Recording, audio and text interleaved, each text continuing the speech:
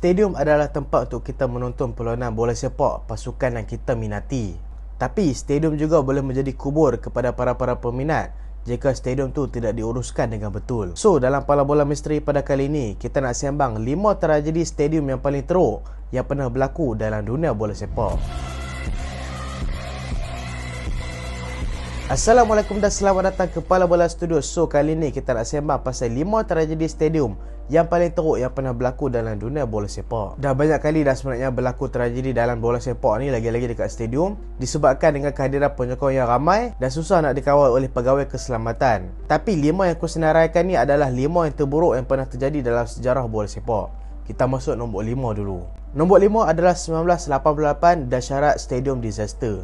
Benda ni berlaku pada 12 Mac 1988, iaitu kalau hampa nak tahu berlaku dekat negara Nepal. Waktu ni berlaku perlawanan antara klub daripada pasukan Nepal dan juga klub daripada negara Bangladesh dalam satu trofi iaitu Tribhuvan Challenge Shield. Dalam peristiwa ni 93 orang telah mati dan 100 orang telah cedera disebabkan hal ni. Benda apa yang jadi? Jom kita tengok. Sebenarnya ni bukanlah disebabkan fan-fan yang merusuh ke dalam padang ataupun sebagainya. Ni adalah disebabkan bencana alam yang berlaku. Waktu perlawanan ni berlangsung, tiba-tiba ribut hujan batu telah melanda dekat stadium ni, membuatkan penyokong-penyokong yang tidak dilindungi oleh bumbung terkenalah ribut batu ni. Penonton-penonton mati akibat tak ada perlindungan. Dan lagi buruk, stadium ni pun berkunci, penonton-penonton tak boleh melarikan diri. So, keadaan panik ni telah membuatkan ramai penonton yang ada dekat situ sesak nafas. Dan yang lagi buruk dia, mula-mula tu, waktu tu ribut hujan batu tu berlaku. Dekat stadium tu, dekat bahagian barat stadium, adalah bumbung jaga dekat situ. So, bila ribut hujan batu ni berlaku, penyokong-penyokong ni banyaklah melarikan diri ke bahagian barat stadium tu untuk mendapatkan perlindungan di bawah bumbung. Tapi polis-polis yang jaga dekat kawasan tu telah bertindak memukul penyokong-penyokong yang mai ke arah tu, membuatkan mereka ni terpaksa berpatah balik. So, membuatkan kucai kaca berlaku dalam stadium. Aku tak faham lah pasal apa polis tu pukul kan. Mungkinlah disebabkan kalau ramai mat kat situ boleh jadi roboh juga, boleh jadi juga. Tapi dia pukul itu apa pasal? Tapi tak tahulah, mungkinlah waktu tu kalau cakap memang tak boleh pakai lah, sebab semua nak selamatkan diri masing-masing. So mereka ni terpaksa memukul penyokong-penyokong tu untuk membuatkan tempat tu selamat. Tapi lain kali benda tu jadi lagi teruk lah, sebab penonton tak ada tempat berlindung dan ramai jadi sesak nafas. Dan cerita dia, sebelum perlawanan dalam bulan tu memang selalu jadi ribut hujan batu tau. Bukan hari tu je. Dan pihak pengurusan pun telah memikirkan untuk menangguhkan perlawanan ni. Tapi disebabkan mereka tengok waktu pagi dah hujan dah, so mereka rasa petang memang tak hujan lah. So mereka teruskan perlawanan tu. Tapi itulah, pagi-pagi hujan, petang pun hujan juga. Bukan saja hujan besar, hujan batu tambah dengan ribut sekali. Kematian ni adalah tragedi terburuk yang berlaku dalam bola sepak Nepal. Dan yang lagi buruk, Kementerian Nepal, mereka ni tak mau ambil tanggungjawab langsung berikutan kematian penyokong-penyokong bola sepak dekat stadium tu. Mereka ni tak mau buat apa-apa langsung, dengan alasan mereka kata pilihan untuk datang ke stadium tu adalah pilihan mereka sendiri. Tapi lepas tu, barisan kementerian dekat Nepal banyak yang letak jawatan, mungkinlah atas desakan rakyat-rakyat Nepal ataupun desakan daripada luar sendiri. Dan stadium tu telah pun direnovasi sebelum menjadi venue utama kepada sukan Asia Selatan pada tahun 1999. Nombor 4, daripada Nepal kita terbang ke England, iaitu Hillsborough Disaster dekat Sheffield. Benda ni sebenarnya aku dah cerita dah lagi detail. Kalau hampa nak tengok, hampa boleh tengok dekat Pala Bola Misteri punya playlist.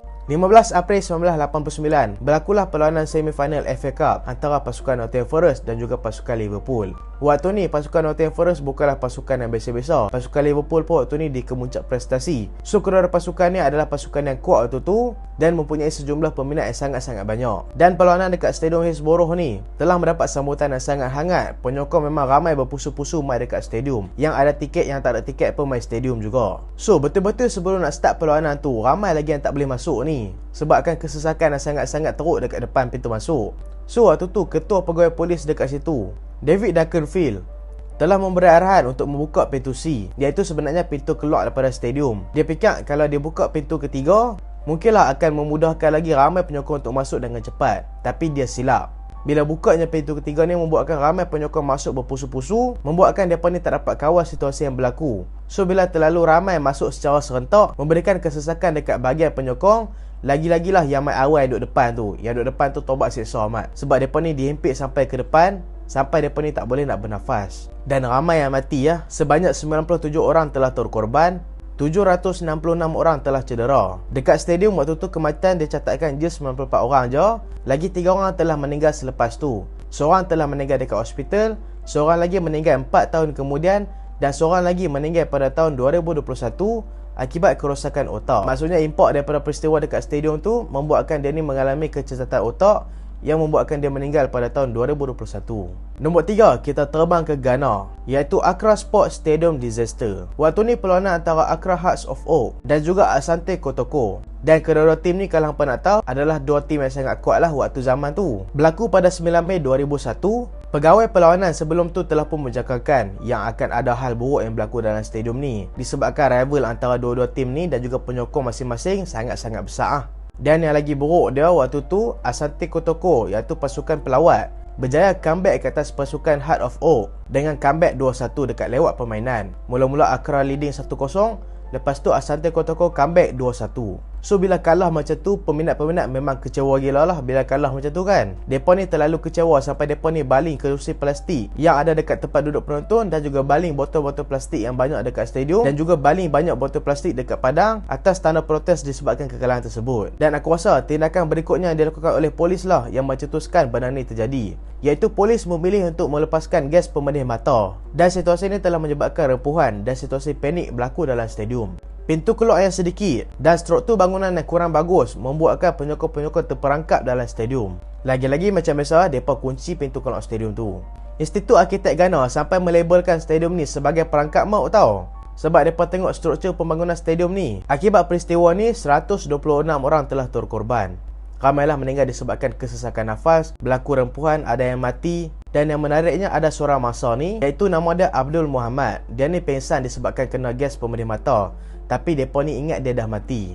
So mereka tempatkan dia dekat bilik mayat. Tapi nasib baiklah ada orang terpijak kaki dia, membuatkan dia tersedak daripada pingsan tu. Kalau tidak, dia ni akan dikuburkan hidup-hidup lah. Memang tak boleh bayang macam mana. Nombor 2, kita ada Kanjuruhan Malang disaster, iaitu peristiwa yang paling baru berlaku yang berlaku dekat Indonesia pada Oktober pada tahun 2022. Benda ni pun aku dah cover dah dekat YouTube aku. Apa boleh tengok dekat playlist Pala Bola Misteri. Berlaku pada 1 Oktober pada tahun 2022. Perlawanan antara pasukan tuan rumah iaitu Arema dengan pasukan Persebaya Surabaya. Dua-dua tim ni memang jadi rival teruk lah. Memang rival teruk lah, lagi teruk daripada Liverpool dengan MU lagi. Teruknya rival mereka ni sampai fan tim lawan iaitu tim Persebaya Surabaya ni, fan mereka tak boleh main dekat stadium tau. So dalam perlawanan ni memang penuh fan Arema je lah dalam stadium ni. Tapi dalam game tu, Arema telah berjaya dikalahkan oleh pasukan pelawat iaitu Persebaya Surabaya, membuatkan penyokong-penyokong Arema ramai tak puas hati dengan kekalahan tersebut. Dah kalah tu kalah lah, tak payahlah nak koyak. Kalau koyak seorang-seorang tak apalah kan, tak apa hang maki-maki macam tu tak apalah juga. Ni sampai masuk ke dalam padang.